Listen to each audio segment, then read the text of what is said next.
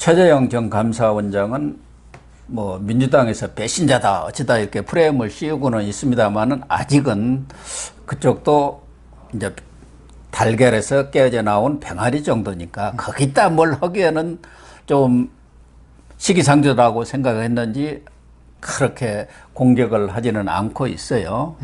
대신 최재형 전 감사원장이 예상 밖으로 지금 전에도 여러 차례 얘기했지만 속도전을 벌이고 있으면서 또 정치 감각도 나름대로 이렇게 충분히 보이고 있는 것 같아요. 예. 우선 뭐 캠프도 예. 대합 빌딩에 이렇게 예약을 했다든가 지금 뭐 인테리어 작업한다죠? 예. 대하빌딩은 이제 그 여의도에 원래는 이제 거기에 그 윤석열 캠프하고요. 예. 황교안 캠프가 들어오기로 돼 있었어요. 예. 근데 그 층이 겹쳐요. 한 층 차이로. 예. 그러니까 이제 그 황교안 대표도 윤 총장이 들어오니까 거북하잖아요. 예. 그래서 이제 그 영등포로 옮겨버렸어요. 그 다음에 그 윤석열 캠프도 황교안이 밑에 있으니까 지금 이제 그 종로 있잖아요. 예. 이마빌딩. 그래 옮겨가지고 비어 있어요.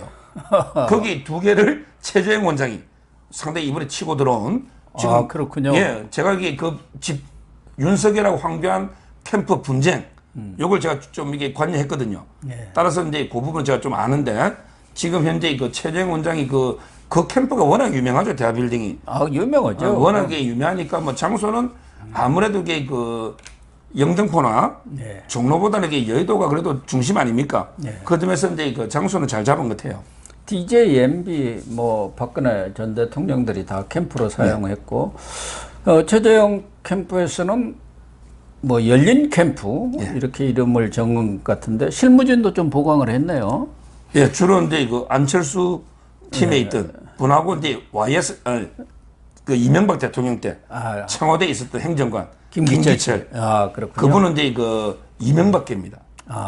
아마 이제 그 김영우 핵심이 이제 김영우잖아요. 예, 그렇죠. 김영우가 이제 그 삼선 의원이거든요.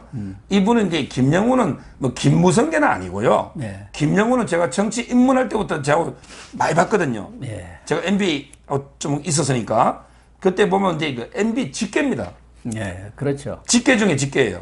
그러다 보니까 이제 그 김영우가 이제 캠프 총괄을 하니까 그때 이제 그 청와대 행정관 있잖아. 했던 김기철 이분은 이제 메시지 팀장으로 오고 근데 그다음에 안철수 수행했던 분도 실무자로 또 이게 김성준 씨요? 예. 예. 그분은 비서였죠, 비서. 그렇죠. 안철수의 비서를 했죠. 그러니까 결국은 이제 그 뭐 안철수든 MB계든 좀 이게 껴안기 위해서 상당히 캠프를 그쪽으로 많이 실무자들. 그래서 이제 그 옛날에 보면 이게 막 인플레 되잖아. 그 캠프의 그 직책이요. 예. 뭐 전부에 뭐 턱 뽑았던 높은 자리만 뭐 위원장, 부위원장만 수십 명 되잖아요. 그보다는 이게 좀 실무적으로 내실 있게 하자. 그래서 전부에 그 팀장, 팀원, 팀장, 팀원 이렇게 실무적으로 구성하는 걸로 알고 있습니다. 아무래도 MB계 쪽은 여러 가지로 봐서 최재형 전 감사원장 쪽으로 흐를 가능성이 많이 있겠네요. 뭐 윤석열 전 총장이 수사해갖고 지금 깜빵에 계시는데 심정적으로 최재형 전 감사원장이 없다면야 다른 대안이 없으니까 윤석열 전 총장을 그 계에서도 지지하겠지만 그렇지 않을 가능성이 크지 않습니까? 그렇죠. 그런데 이제 문제는 MB 완전한 직계들은 최재형 쪽으로 좀 이게 심정적으로 많이 가는 거고요. 그다음에 범 MB계 있잖아요. 친이. 뭐 예를 들어 정진석 이런 분들 있잖아요. 예. 뭐 주호영 이런 분들도 친이죠. 이런 분들에게 또 나름대로 각자 선택이 있거든요. 따라서 이제 그 윤석열 총장 캠프에도 MB계는 많이 있습니다. 지금 최재형 전 감사원장은 이번 주 중 대선 출마 선언 가능성이 있다 이렇게 흘러나오고 있고 출마 선언문을 마지막 이 손질을 하고 있다 이런 얘기가 주변에서 그 캠프 주변에서 나오고 있어요. 그런 과정에서 최재형 지지 전현직 의원 이것도 바를 것이다. 얼마나 될 것 같습니까? 전에 윤석열 전 총장은 현직 의원이 한 25명, 무소속 1명에서 26명 왔는데 그쪽에서는 또 뭐 어느 쪽에서 작용을 해갖고 한 10여 명 더 올려놓은 것도 그냥 막 막아가지고 그만 큰 분이 안 한다고 하는데요. 이것도 또 사실은 각 캠프에서는 의원들 현역 의원을 얼마나 확보하느냐 이 경쟁이 치열하거든요. 제가 보기에 의외로 좀 많이 올 수 있는 게요. 많이 올 수 있는 게 지금 김용판 의원 같은 분 있죠. 김용판은 그 윤석열 총장 들어올 때는 사과해라. 왜냐하면 이게 당신은 도끼니까 나는 나무니까 도끼는 몰라도 찍힌 나무는 기억한다고 비판했지만 이제 그 최재형 원장에 대해서는 바로 그냥 환영 이런 데 성명을 냈잖아요. 최재형 원장은 이제 그 뭐 탄핵이든 박근혜 이명박 구속이든 아무런 이게 관련성 원죄가 없죠. 그 점에서 이제 그 두루두루 적이 없어요. 아마 그래서 저는 상당히 그 많이 좀 올 수 있는 게 특히 그 황교안 게 있잖아요. 황교안 대표하고 이제 그 최재형 원장이 경기고등학교 2년 선후배죠. 경기도당 선후배예요. 근데 원래는 이제 황교안 대표가 아무리 공천 관여 안 해도 황교안계가 좀 있었거든요. 그렇죠. 대표를 했으니. 근데 지금 좀 이게 아무래도 지지율이 좀 황 대표가 총선 이후에 좀 상당히 어려운 지금 상황이죠. 그러다 보니까 이제 그 국회의원들도 그렇다면 이게 그 대신 황교안 대표가 공천 중 이런 분들이 최재형 쪽으로 많이 간 것 같아요. 지금 이게 보면 왜 뭐 성향이 비슷하잖아 기독교계. 그리고 이제 그 뭐 다 아무래도 이게 친박 쪽. 그래서 저는 뭐 친이만 있는 게 아니고요. 친박들도 이제 그 상대적으로 윤 총장은 아무래도 이게 박근혜 대통령 수사라는 게 있잖아요. 그래서 친박들도 최재형 쪽으로 많이 돌아선 거고, 그 다음에 친이도 이명박 수사가 있고 김영우 있잖아요. 친이도 이게 좀 간 거고, 그 다음에 황교안계에서도 좀 넘어간 거고요. 따라서 뭐 윤석열 총장만큼이나 이상은 오지 않을까. 제 예상은 그래 보입니다. 23일부터는 도쿄올림픽이 시작되거든요.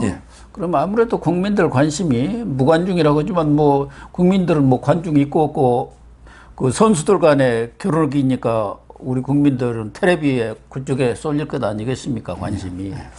그런 측면에서 금요일 23일 이전에 뭐 선언이랄까 이런 게 가능성이 있다는 얘기도 있고 아니면 뭐 8.15 같은 때 할 수도 있다 뭐 이런 얘기도 있는데 어느 쪽일까요?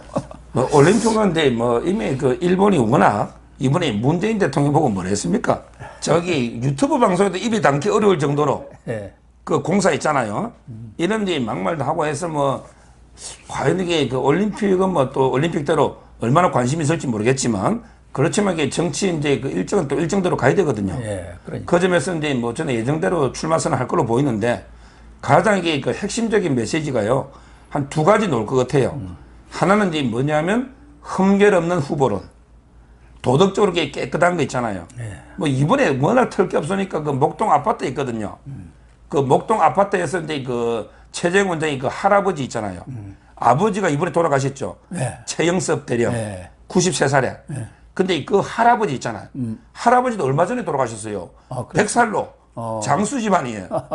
근데 할아버지가 이제 그 옛날에 뭐 8순, 9순 이런 잔치 하잖아요. 잔치를 이게 그 최재형 원장 집에서 했더라고. 여러 손자가 있을 거 아니에요. 그렇죠. 근데 최재형 원장 집이 제일 넓은가 봐, 목동에. 근데 거기서 한 게 제가 책을 읽어보니까 나오더라고요. 근데 그 아파트 목동 있잖아요. 이걸 이제 감사원장 가면 관사 들어가잖아요. 그러니까 이제 다른 데 세 줄라니까 더 내기도 힘들고 해서 딸이 와가 좀 살았는가 봐. 근데 우리 딸이 공짜로 또 살면 어때요? 딸인데. 딸이 뭐 공짜로. 근데 공짜로 살면 또 편법 정리에 딸까 싶어서 보증금을 이게 어머니한테 보내고 그래도 이게 부족해서 방 2개를 월세 100만 원씩 또 준 거예요. 이걸 가지고 야 목동에 시세가 얼마인데 월세가 왜 100이냐 또 이게 막 좌파들이 씹어대니까 방 2개만 들어오고 사는 거거든요. 짐이 있으니까 최재형 원장. 정말 이게 너무한 거 아닙니까? 이런 식으로 이게 그 최재형 원장에 대해서는 뭐 털어봤자 그런 게 말도 안 되는 거밖에 털 게 없잖아요. 그래서 제가 메시지 이번에 출마 선언에 가장 중요한 게 첫째는 흠결 없는 후보론. 그 다음에 두 번째는 이런 것들하고 윤 총장하고 차별하는 게 윤 총장은 이게 반문재인. 무조건 이게 문재인에 대한 공격이잖아. 근데 최재형 원장은 반문재인 이후의 미래. 반문만 가지고는 약하거든요. 윤석열 총장은 이게 문재인한테 엄청난 탄압을 받았죠. 근데 최재형 원장은 상대적으로 덜 탄압받았잖아요. 그 점에서 이게 반문보다는 더 나은 다른 미래를 하는 이런 차별화 메시지로 이게 출마 선언에 놓을 걸로 보입니다. 17일 날 윤석열 총장이 광주에 갔다면은 최재형 전 원장은 부산에 갔어요. 해운대 김미애 의원 지역이죠. 가서 이런 활동을 했는데 그러면은 윤석열 전 총장은 TK, 최재형 전 감사원장은 PK, 영남을 이렇게 분할하나요? 뭐 그게 뭐 한 번 갔다고 분할했다가 하는 그거는 좀 뭐 이게 타겟이 있지 않습니까? 그래도. 그러니까 타겟이 이거죠. 윤 총장은 이제 그 중도 확장. 그러니까 광주를 더 먼저 간 거죠. 아니 광주는 갔지만 전에 대구 또 갔는데 대구도 여러 또 번 19일 날 이제 내일 또 가고 그러니까. 부산 가야 하는 근데 건데. 최재형 원장은 이제 그 정통 보수층 결집. 최재형 원장은 이제 정통 보수를 결집하기 위해서 PK를 먼저 간 거고. 윤 총장은 이제 그래도 이게 우선순위라는 게 있거든요. 아무래도 이게 최재형 원장보다는 윤 총장이 중도 쪽으로 공략하고요. 최재형 원장은 이제 보수 쪽으로 공략하거든요.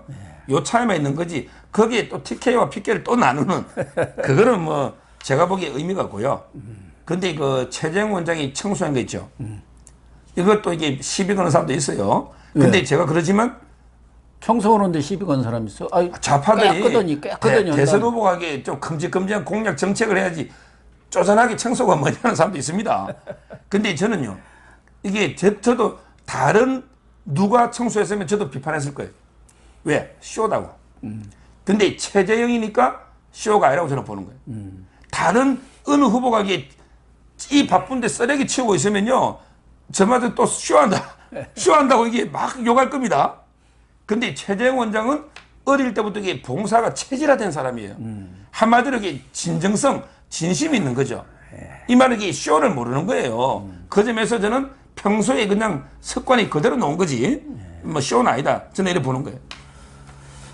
오세훈 서울시장하고 19일 날 오늘 뭐 회동을 하죠. 뭐 5천이나 만천은 아닌 것 같고요.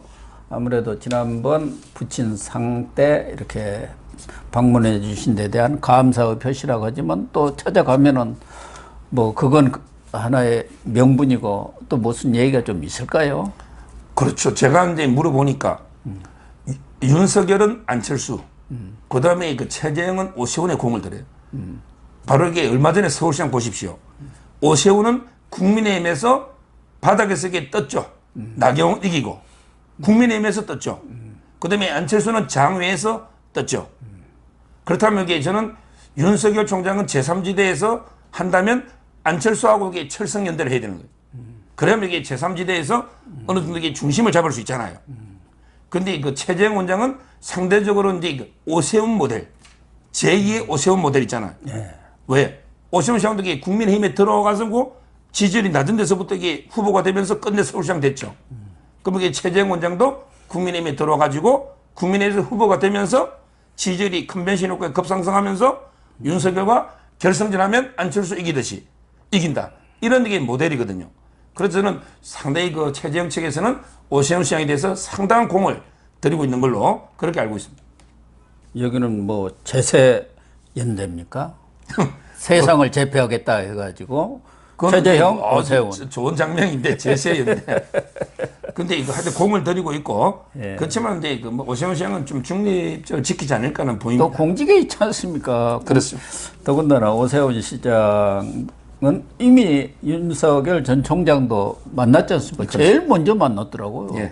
뭐 1일 날인가 만났어요. 다른 뭐 유력 인사들 회동 전에 오세훈 시장을 딱 가서 만났더라고요.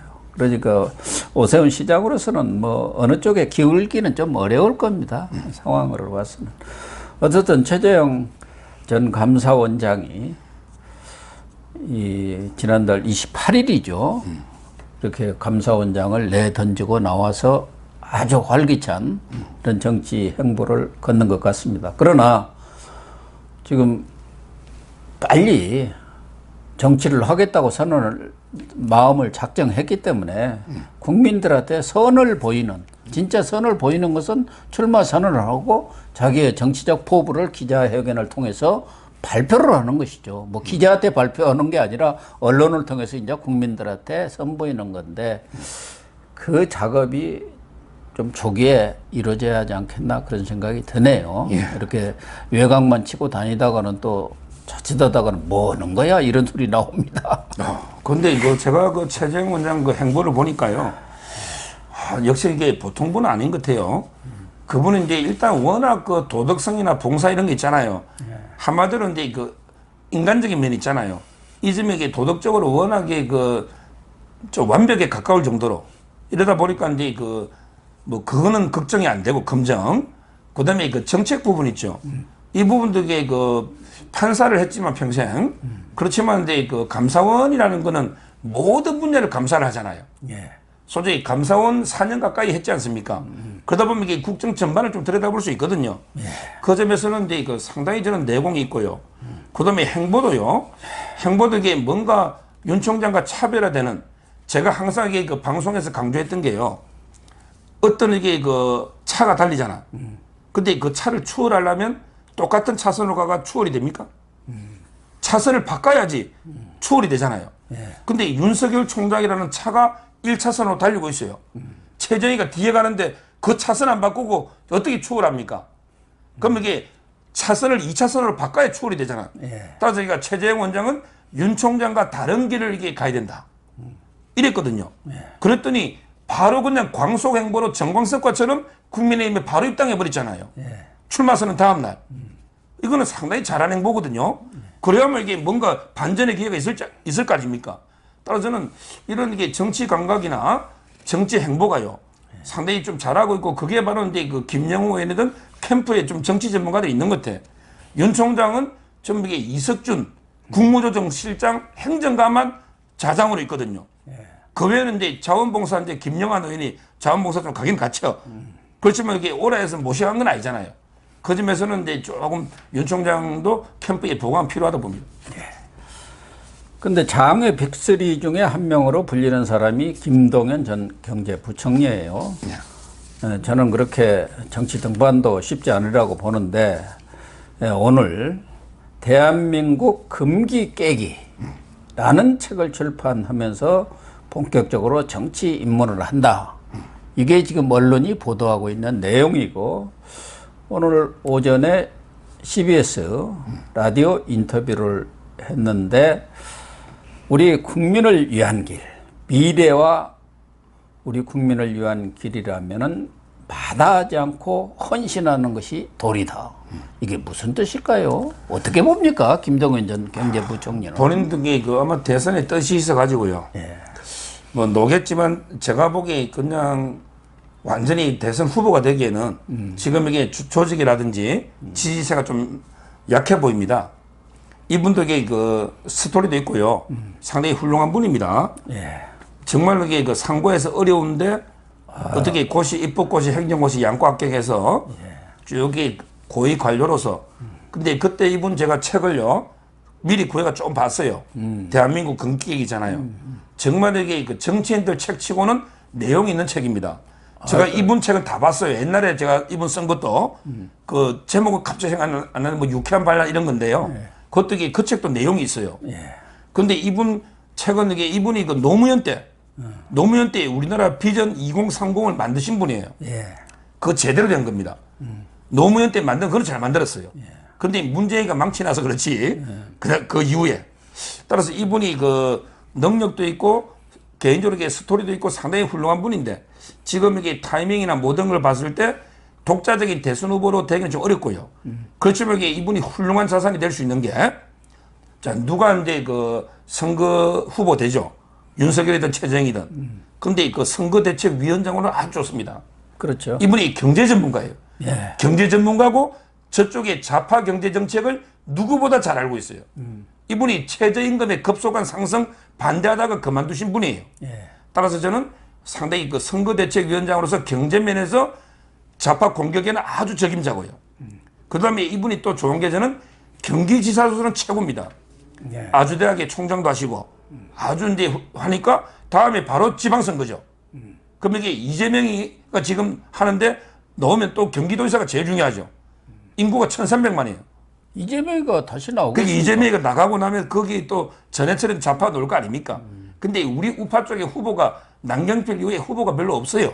근데 그 점에서는 저는 김동연 전 부총리가 경기지사 나가려고 하나요?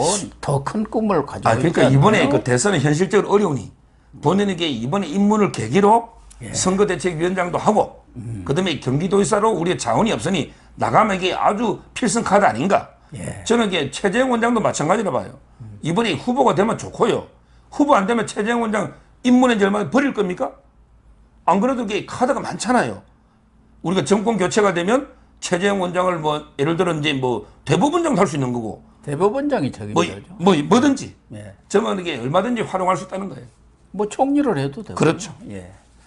어쨌든 뭐 야권은 제가 뭐 여러 차례 주장을 했습니다만은 공동 집권, 공동 그렇습니다. 정권으로 가야 한다. 다 뭉쳐서 그렇게 1대1로 싸워도 쉽지 않은 싸움입니다. 예. 그게 뭐 요새 윤석열 전 총장이 좀 뜬다든가 지지율이 높다고 해서 조금만 이 긴장의 놓으면은 그걸로 끝장입니다.